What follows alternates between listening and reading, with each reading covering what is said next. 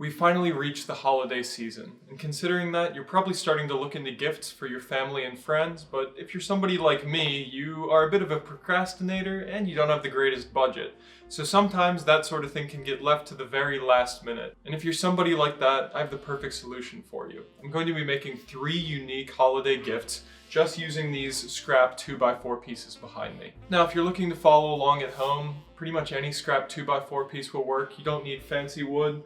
Most of these are just regular old pine 2x4s that you can get from any big box store. So I'll be starting with the easiest of the 3 projects to do and working my way towards the more difficult ones. So let's get started with the first one, which is a negative space Christmas tree candle holder. I know that was a lot of words, but it'll all make sense here in a second. From here, I made 4 markings. The top 3 were 2 inches apart and the last one was only 1 inch apart. On these top 3 markings, I went out 1.5 inches, 1.75 inches, and 2 inches respectively. I then connected these points, forming diagonal lines going down the board. Lastly, I went in 1/2 inch on the lowest point, which forms half of our negative space Christmas tree. I then copied this design exactly on another piece of wood to make the other half of the Christmas tree. I decided to make each of the sections slightly different heights to add some visual distinction, with the taller of the 2 being 9 inches tall and the shorter being 8.5 inches tall. Lastly, I went from the second point a 1/2 inch in, adding a trunk to make the tree look more realistic. From here, it was just cutting out all of the lines that we marked up to get our 2 halves.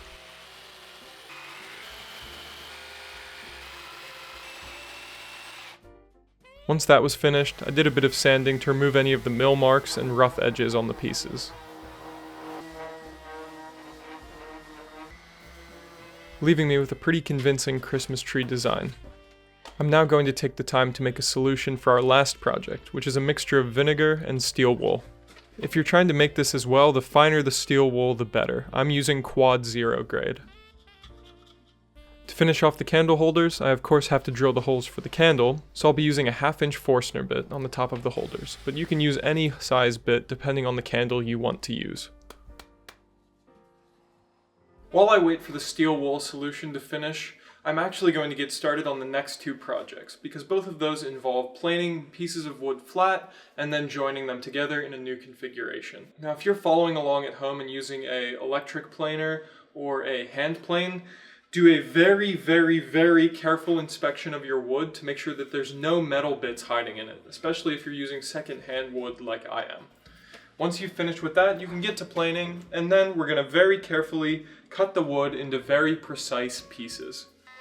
The first piece I'm processing here is from a pallet, and it turned out to be a nice piece of oak that I'll be using for the 3rd project. After I finished with this piece, I started processing this thinner oak board that I'll be using for the 2nd project. After it was planed, I cut it into 5 perfectly square segments. I then sanded down all of the rough corners and smoothed out the faces and edges.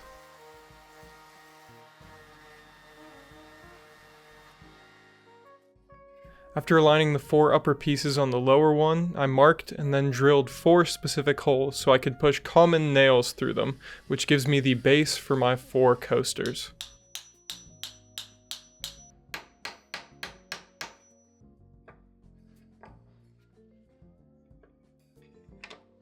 To make it all look a bit neater, I cut off the tips of the nails before fully sanding them down to make sure there were no sharp edges. Now it's time to finish up our first 2 projects. Now, my personal preference for finishing projects is just use pure tung oil.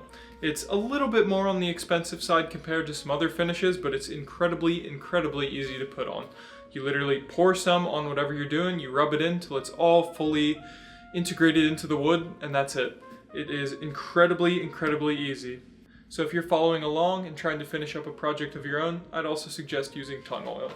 So now that the first 2 projects are actually done, I'm going to start applying the tung oil to them. And while I do that, I'll explain why I cut up those oak squares earlier and what the 3rd project is going to be. In the form that piece of the pallet was, you couldn't really do too much with it, especially not on the lathe, which is one of the tools that I really like to use.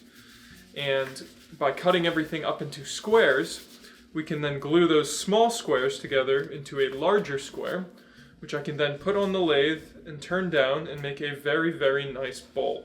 And to make things more interesting, I'll be using the stain that I started making earlier with the steel wool to ebonize the wood, effectively dyeing it black to add some color difference, because I've already done one thing with oak, so I may as well change it up for project number 3. That is something else. I always love to see how the pieces look once you put a tiny bit of oil on them. It just completely transforms them in seconds. It's awesome. But as I've stated, I've tried to do the projects in order of complexity. So the bowl that I'll be finishing out with is going to be the most complex project of the bunch, simply because it requires you to have and to be able to use a lathe, which is something that I understand not everybody has or is capable of doing. So these first 2 projects are definitely in the wheelhouse if you're trying to do something on a budget, quickly, and with limited tools and experience. You could honestly get away with the very first project with just a saw. Pretty much of any kind you could get that project done.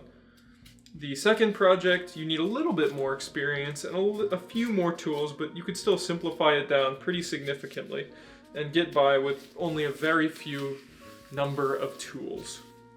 And the last project is kind of the one where we start to get to the point where if you're a woodworker, you might have the stuff you need, but otherwise you might not quite have all of the things that you need for that one. But it'll be an interesting project for me to show to all of you so you can get an idea of what doing something like this is like. After arranging all of the pieces into a pattern I liked, I glued everything together, clamped it to make sure it would hold strong, and then let it sit overnight to fully dry.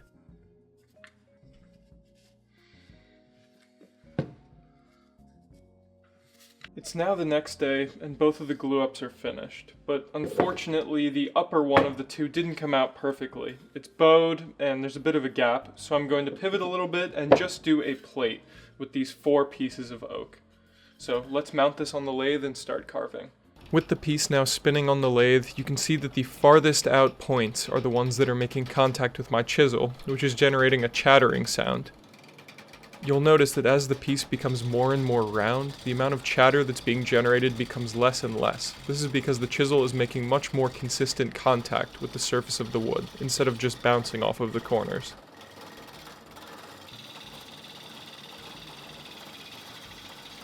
After I was satisfied with the outside shape of the bowl, I carved a small foot on the bottom that the next piece of mounting hardware would connect to. It was just a bit of sanding after this, and then I was ready to flip the bowl around and start working on the inside.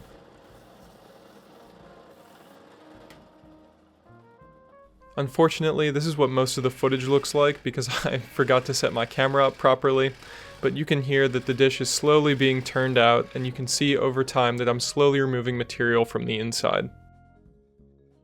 And once again, when this had a look I was satisfied with, I started to sand it down to make sure it was all nice and smooth before it was ready to come off the lathe.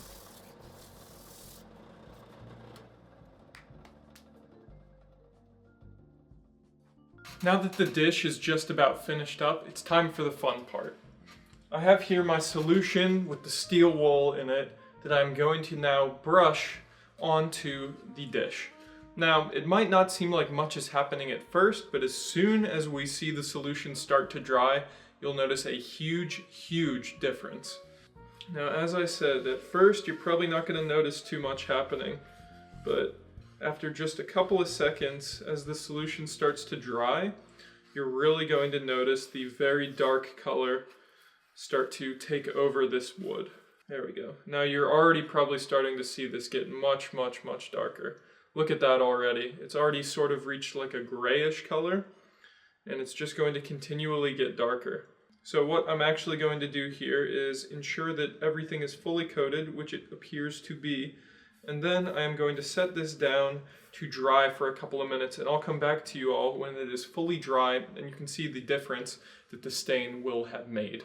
The bowl is finished with the stain, and for perspective, this is some unstained regular oak, and this is what the bowl looks like. Would you look at the difference in color?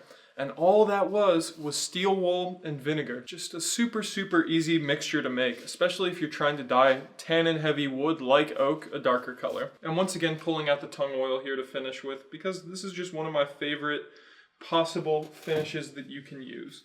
It's so incredibly simple to put on, and all you have to do is just rub it in, and that's it. Now, like I said, With the stain on and with the finish on, it's going to become much closer to a very, very, very dark blue or a black color, especially once it's all dried up. And you can see that happening in real time right here. Now, with all these holidays just around the corner, and these projects hopefully seeming good enough for you to make, I will leave the plans down in the description of this video if you want to make any of these similar to how I did them today. You can feel free to modify or change these designs up however you'd like to. If it helps you get your holiday work done, that's all the power to you. And now, as I did them from varying difficulty, you also have a good option on changing how difficult of a project you need to do, depending on how much time you have left or how much woodworking skill you have. So feel free to do any and all of these projects. I shared them with all of you because I thought you would like them. And in order, they were the negative space Christmas tree candle holder, the rustic coaster set, and the stained oak dish. Now that I've finished up these 3 projects, it's time for me to start doing my own holiday prep. And because of that, my next video is not going to be until mid-January, but after that, I will be back regularly. So thank you all so much for watching. I hope you have a really happy holiday, and I look forward to seeing all of you in the new year.